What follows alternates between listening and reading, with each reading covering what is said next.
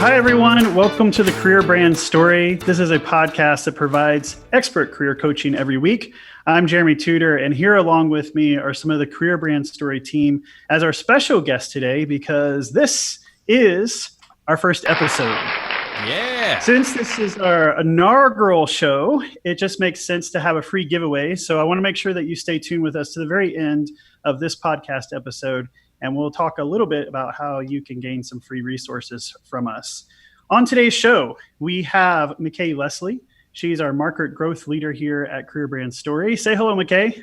Hi, everyone. It's so good to have you here today. We also have Jeb Graff. Jeb Graff is the commercial photographer and creative consultant at Jeb Graff and helps us with all of our brand consulting and podcast engineering. And we are glad to have you a part of this show and hopefully regularly on all of our shows. Say hello, Jeb. Hello, Jeb. Haha, dad jokes. I'm really happy to be a part of the first episode for the Career Brand Story podcast. Thank you so much for having me. Yeah, thank you for being a part of it. This is really exciting. Something we've been working on for a while, and I'm really looking forward to it. So let's get started. So just a little bit about me. I am Jeremy Tudor, a career strategist and the creator of the Career Brand Story method and the owner of Jeremy Tudor and Career Brand Story brands.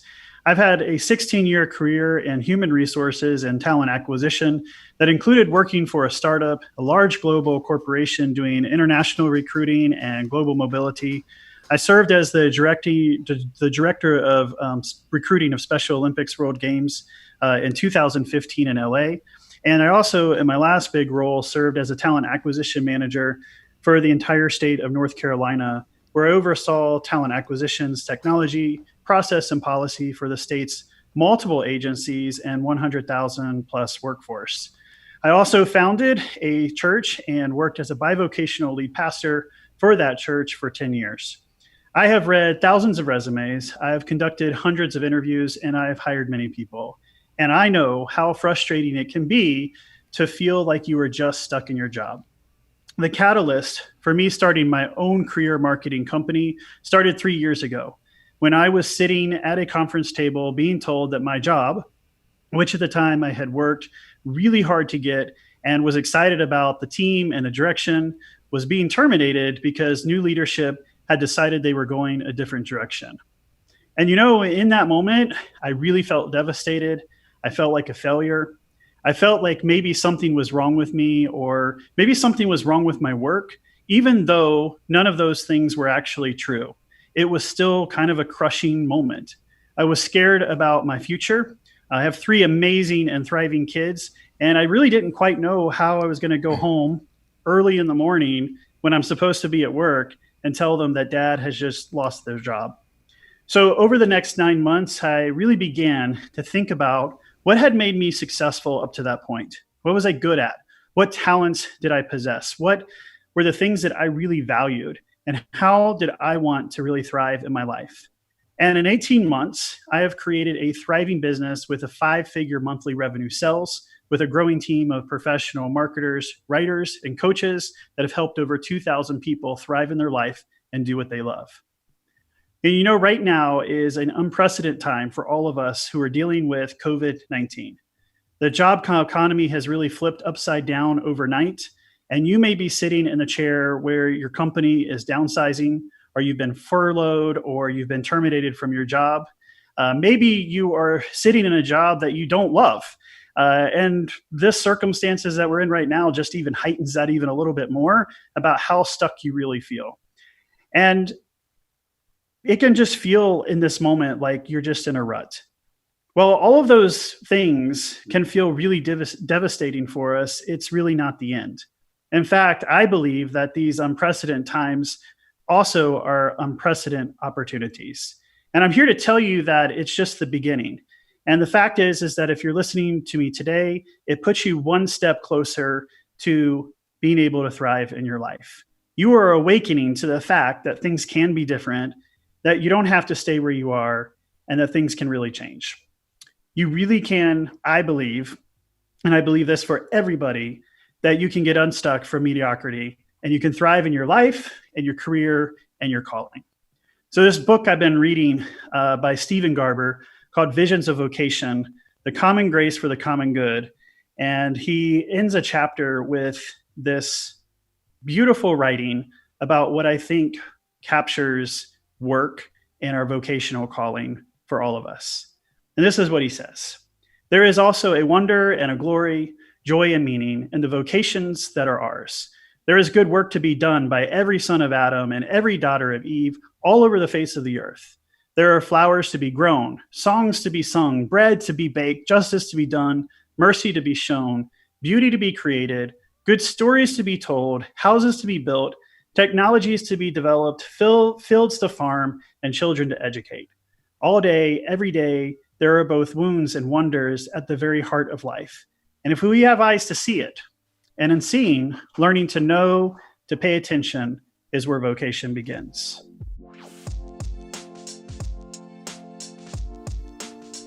Hi, everyone. So every week here at Career Brand Story, we are going to give you a career tip.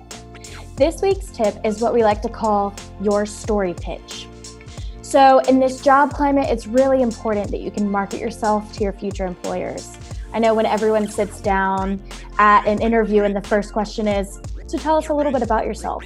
It's kind of difficult to know how to answer that question. Our tip this week is that you create a 90-second your story pitch. This is where you verbally market your personal brand to your future employers. This is when you say, well, this is who I am, this is what I do, and this is what I can do for your company. So our tip this week is for you to take the time to write down who you are, where you would like to go, and what you can offer to future employers. So, Jeremy, what do you think is the most frustrating thing about searching for a new job? Well, I think for most people is where to actually even begin. I think most people, the clients that we work with, their first kind of strategy and approach is that they go and they sit and they apply and look online, because that's where all jobs are posted. Right. And so we kind of feel like that's where we're supposed to go to. And so when you go to do that, there's hundreds of jobs to look at. And, where do you even begin in that whole search to even figure out, how to narrow that down? And then you apply to numerous jobs and you don't hear back. And so, it feels like you go into this black hole with no response. And that's really frustrating. Yeah. Especially when you've worked on your resume, for lots of hours. And then all of a sudden, you think, well, I put all this work into this resume. Did anyone even read it? And if you go out there and you read things, a lot of people are really concerned that the only thing that is actually reading the resume is bots, and not actually, a human. Right. I think the other thing that comes from our clients is the fact that they don't actually know how to tell their story in the resume. What do I keep? What do I say? What do I not keep? How do I really communicate who I am? Even beyond just what the duties of the job that I have been doing. So right now, if you Google how to do a job search, it will return over 7 million sources, with a lot of do's and a lot of don'ts for your job search. And so that's overwhelming, to say the least. So the other piece to this is that we dive into a little bit of just the sheer numbers of people too. So with the internet and driving job postings from the day when job postings were just put in a newspaper and you read a newspaper, every small, medium, large business can post their jobs. Mm-hmm. And so that creates, a huge volume, because everyone now has eyes and opportunity to be able to apply to that job, wherever it is. And so, I've worked in each size of that.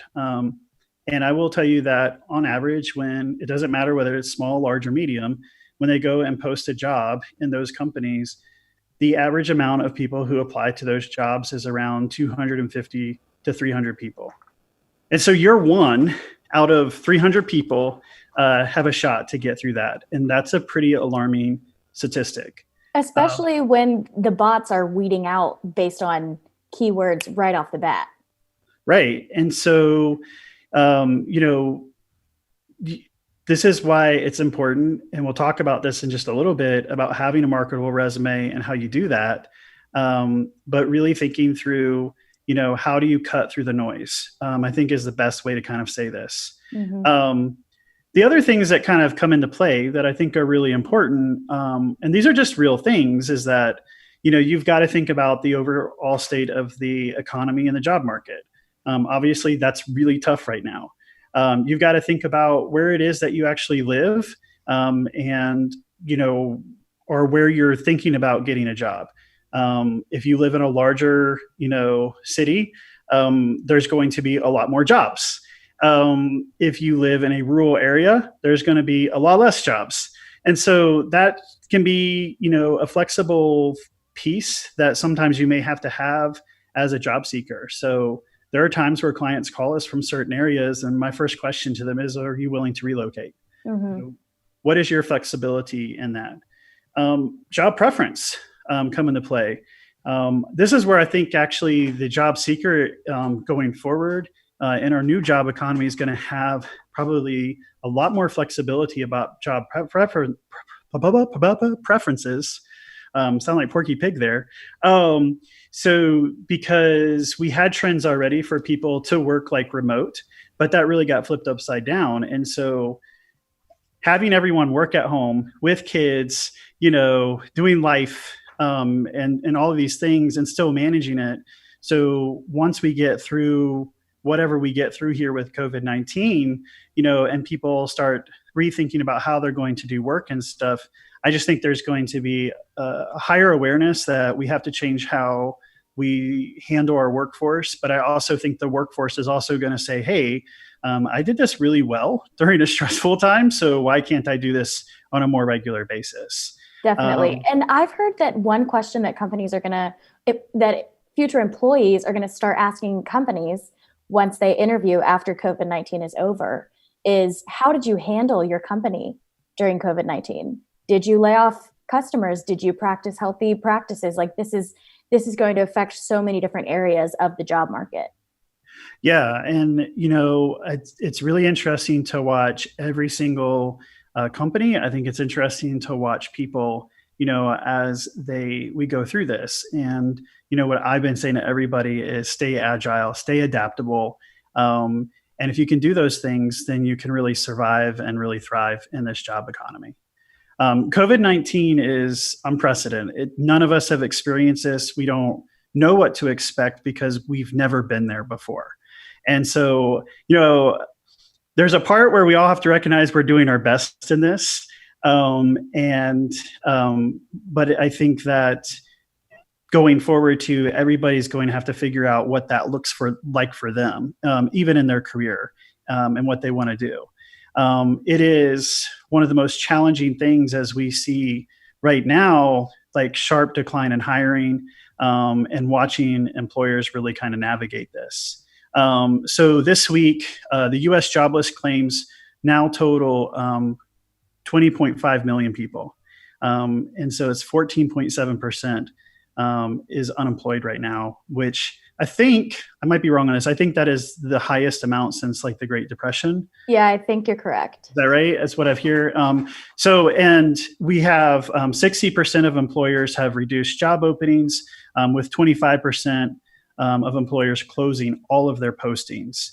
So Glassdoor has been threw out some data about this, and they saw a decrease in job openings across all 50 states and across all 50 industries. Wow. And in total, roughly 1 in 5 job openings have closed on Glassdoor's platform since March 9th.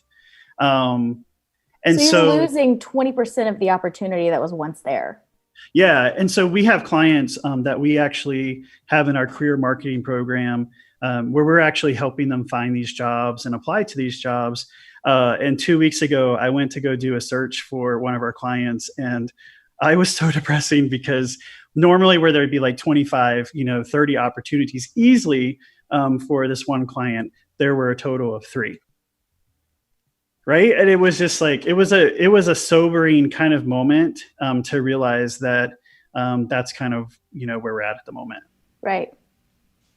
So economics. So Wall Street Journal had an article this week And I think this is really funny about, I think of like, economists being like really brainy, smart people, much, much smarter than me. And so the article was talking about the fact that they were expecting a V shape in the economy, right?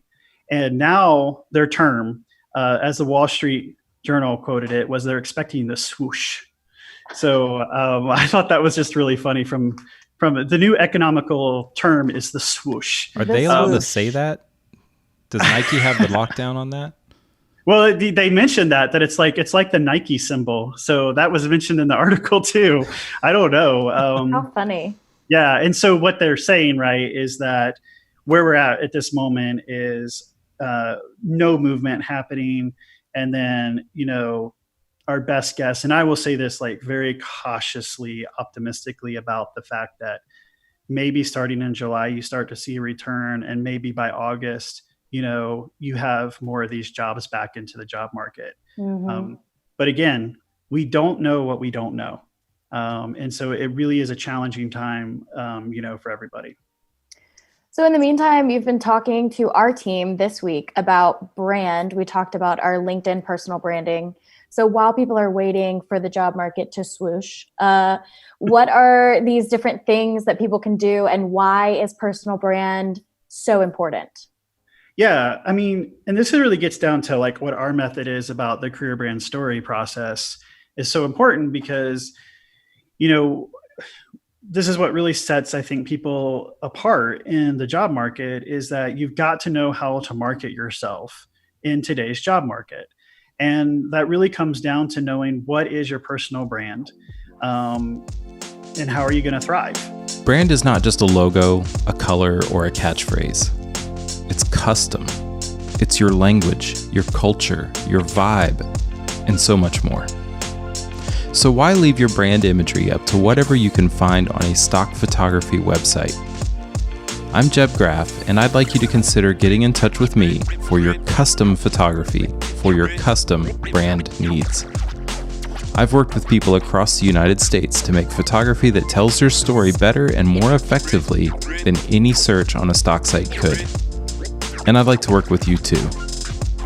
So go to jebgraff.com/contact to leave stock behind and say hello to imagery that's as custom as your brand. That's jebgraff.com/contact. Talk to you soon. There is so much noise to cut through in the job market, right? So we already talked about when you go to apply to a job, you might be one of 300. The internet has allowed these jobs to be posted faster. We can see them globally. We've only increased the volume of candidates that can apply. And so you really have got to think through, what is my marketing strategy? And I don't think a lot of job seekers think this way. They only stay kind of siloed in the resume piece. And this really is about designing a personal marketing strategy for you. Right, LinkedIn, because the resume only gets you in the door. It only gets you to the interview. If that, right? I mean, so I think there's, the resume's like, honestly, for me, is a micro piece of the bigger picture of everything you've really got to think about. Because if only you're using a resume, and if you're only applying on jobs, to me, you're playing a big lottery game. It's a numbers game. You got to send out X amount to get the return on investment. And so again, when we talk about personal brand, when we talk about a career brand story, it's much more than just the resume. LinkedIn currently has 660 million people registered that use it, with about 300 million of them being active on a monthly basis. So that's a lot of noise again to cut through. So I follow, this is really what I love about my job, is that we're not just talking to people about, hey, how to make your resume better. We're really talking to you about how to market yourself, and talking about your brand. Seth Godin talked about this, about being, to the effect of what brand is. I'm not saying this is verbatim, but brand is building something that matters with a story people care about. You buy into specific brands because you care about it. It brings meaning. It gives you a sense of belonging. The brand has built trust and credibility. And that's kind of what we talked a lot about in our team meeting this week, was the fact that, as a job seeker, what you're trying to establish right away with a new employer or prospective new employer is, hey, I have trust, I have credibility, I can, deliver value to that. Yeah, I absolutely love Seth Godin and the things he has to say about brand. Another great quote comes from Jeff Bezos. Regardless of how you may feel about his company, I think what he has to say about brand is good. And he says that brand is what people say about you when you're not around. And I think that is important for a couple of reasons, not just from the reputation standpoint, but it brings other people into the equation. To me, when you're writing a resume or something, it's me talking about me. The other people aspect of brand goes back to more of what Seth Godin says, where he talks about the emotional aspect. How do other people feel about you? What is it like to work with you? What are you like? What does your day-to-day say about yourself and your work style, et cetera? Yeah, and what's interesting in talking about that is, so like, your resume will get you maybe to the interview stage, but once you get to the interview stage, there's always this likability bias, right? That people are trying to decide, well, do I like you? Are we going to work well together? Do we jive? Can I say jive? I don't even know if that's, no, it's a vibe. Jive. No, it's a vibe, right? Vibe. It's vibe, yeah. The kids these days are using vibe. So do we vibe, right? But that's like that really goes through, whether consciously or subconsciously, but I would say for most people, it's pretty conscious. Even when I interview people for our team, like, one of the biggest factors that I look for is kindness. Do you demonstrate and understand how to have empathy and kindness? Because if you don't, we don't like to work with people who are mean. So, and that's not something that I directly ask ever in an interview, but it's something that is communicated very clearly from somebody. Yeah, I mean, one of the greatest selling business books of all time being How to Win Friends and Influence People comes down to a lot of what you just talked about, likability. Yeah. That and authenticity, right? Which, I think is why a lot of people even our clients connect with what we do, because it's very personalized. It's, we like to get to know people. It really just not about the resume. As a matter of fact, for us, the resume is such a small micro part of the bigger conversation, to really help people land the jobs they love, to be able to thrive. Yeah. So I want to hear if you guys have final thoughts about personal brand. And then I also want to hear, how does the career brand story method put all of this together for our listeners? My thoughts about personal brand, if I really have to just kind of put everything into a little box, when you said that, it made me think about how I deal with and how I interact with my headshot clients. Oftentimes, you only have a few minutes to make a headshot. And a lot of what I tell them, they're worried about being photographed and smiling, and should I smile? Should I not smile? Blah, blah, blah. And I'm always trying to get them just to be their authentic self, but in the healthy confidence state of their authentic self. So that's good. Yeah. So I'm always trying to get them, if you're a naturally smiley woman, smile. If that's what you're going to be when you go to the interview, or if that's what you are around the office. But don't smile in your headshot if that's not you. It doesn't speak to your brand. It's fake, and people see right through it. So I'm always looking for the authentic self, but the authentic self that is, if you're listening, Jeremy's smiling hugely. But the authentic self that is confident and, approachable. That's my hot take on personal brand. Be love authentic. That. Yeah, I think that's great. So, in kind of talking about like the career brand story method, it really is about, how do you identify your brand and communicate that brand in a story that connects with people. So that really breaks down into three ways that we do that. Number one, the resume is a thing. But it's a thing that we put in perspective that's going to get read in about 8 to 12 seconds. So to make a marketable resume today, there's really two things that you have to focus on. The first being keywords. And keywords forever. Keywords are like, they're cash in your resume, right?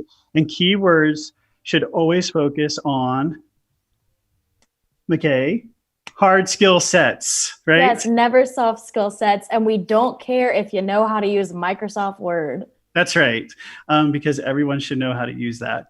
So you want it to be focused on hard skill sets. Well, why? Because that's how recruiters search for you. So if your resume is sitting somewhere online, or if you apply to a job and it goes into an applicant tracking system, you always want it to keep it searchable. And this is, I think, really important for people to realize. Like when you apply to one job, it goes into the same applicant tracking system for that entire company.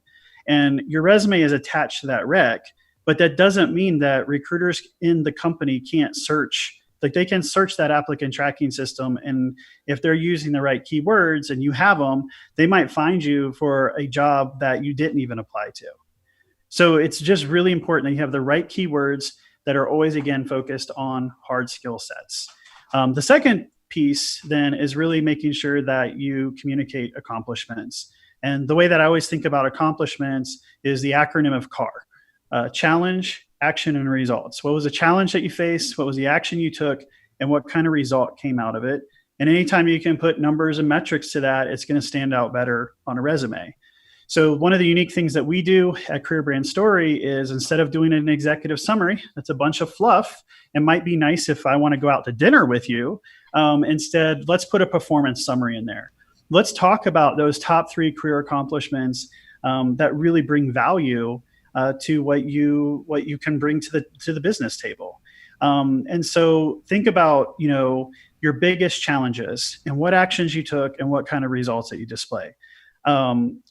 Think one of the common myths about resumes is that, and I see this over and over again from people who turn in resumes, and the reason why they're not even excited, like people know when they turn in a resume to us, they're like, please don't be hard on me. I know it's stupid, right? And I'm thinking, yes, so often. Yeah, that comes across often. Why is it?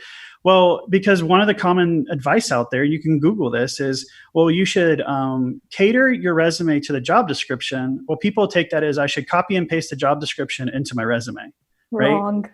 And it doesn't work, because all you're doing is telling us how you can do the job. As a recruiter, I know how you can do the job. I want to know what makes you different, what value you're going to bring to the skill sets that we need to this job. So your resume, bottom line, to really make it marketable, keywords, results driven.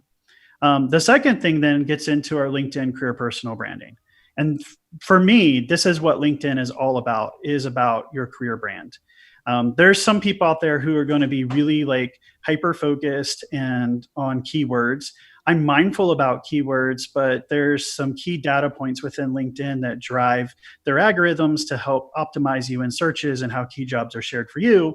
So my philosophy with LinkedIn is more about brand, because I think that that's where it's going in the job market.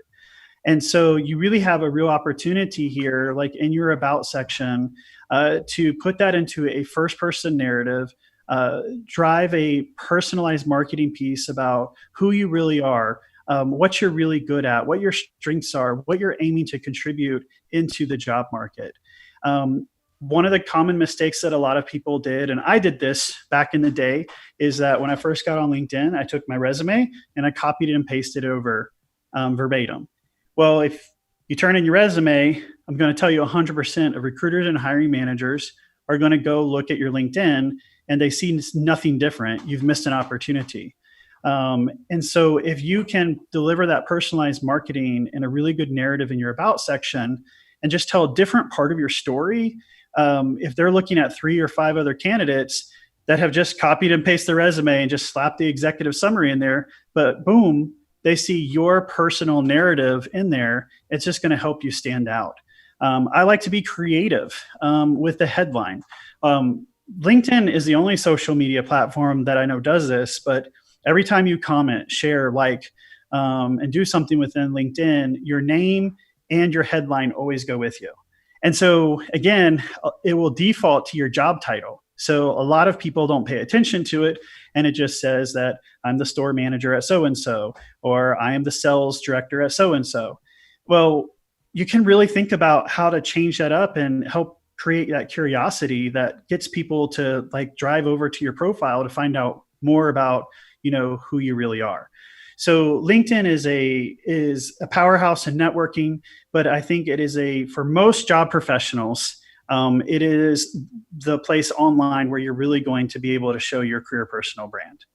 And the other thing about LinkedIn is under your job experiences, you do want to still have that quantitative data of how many people did you manage? What was the number on the accounts that you managed? How many years did you take to do a certain project? You want that quantitative data to show that you are results driven. And that is something from the resume that you can bring over into your LinkedIn profile. Yeah, that's exactly right. You still want to communicate that you can deliver results, right? So again, LinkedIn is a powerful tool to be able to use today. But for me, it all comes down to your brand. The last thing in our career brand story method is in talking about your story pitch. And this by far is the place that most job seekers just don't think anything about. They come to us personally focused more on the resume, and they want to spend hours on that resume. But again, that resume is going to get looked at in 8 to 12 seconds. So you're going to end up networking, or you're going to end up interviewing for a lot longer. So what is that opening story pitch that you're going to communicate to people that really, again, communicates your career brand? So as a recruiter, when I would do like phone interviews, that was always my first question is, okay, why don't you tell me a little bit about yourself? And, in that first 5 minutes of whatever they said, I was either making a gut decision about, all right, I want to dig deeper into this conversation and I want to find out more about you. Or I'm thinking, how do I get off the phone as quick as possible in a polite way? And I have heard like everything from, I have 6 cats to, I like to travel and see the world to, I have no idea why I'm interviewing for this job.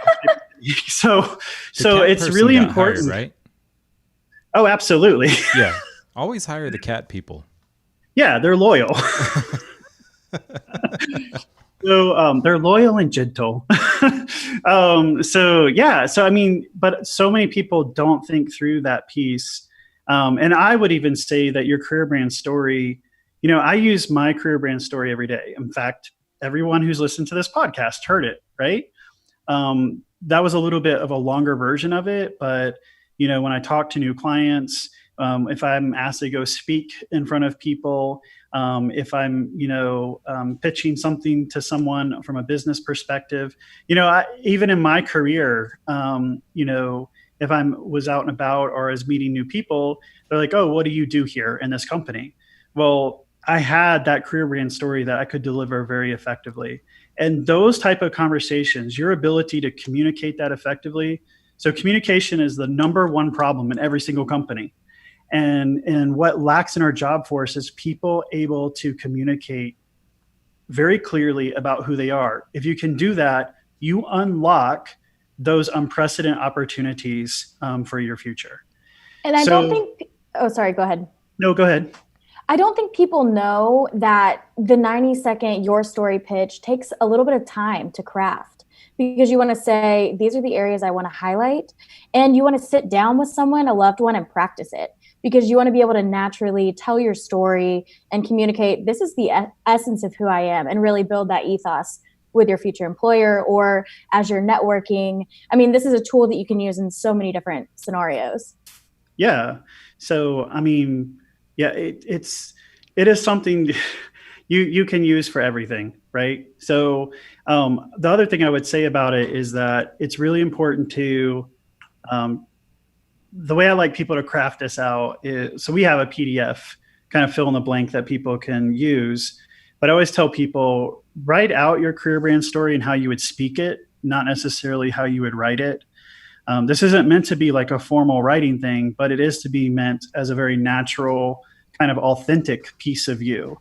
And so you've really got to practice that to that it just becomes a natural thing that you're going to deliver that same message to everyone that you talk to.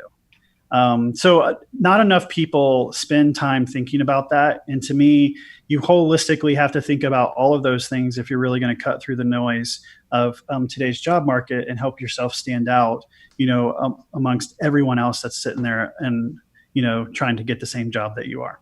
Yeah. So Jeremy, can you tell me a little bit about what our listeners are going to receive for tuning in with us today? Yeah, we have put together our top resources here at the Career Brand Story team that we have used for thousands of clients with 100% success.